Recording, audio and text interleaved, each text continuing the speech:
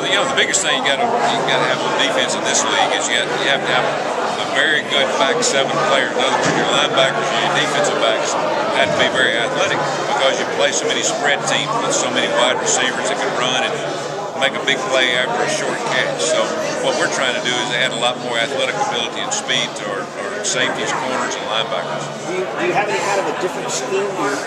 From what you did last year or this year?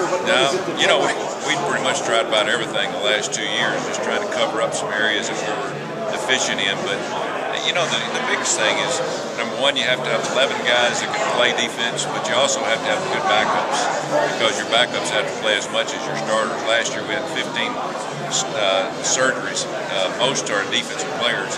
When we got to players down the line in the depth chart, we just didn't have a lot of speed to cover some of the receivers that we had in this league. So hopefully we'll be a little bit more lucky in terms of our injuries, but also after being here now going on 3 seasons, we'll have a lot more depth, especially on the defensive side of the ball.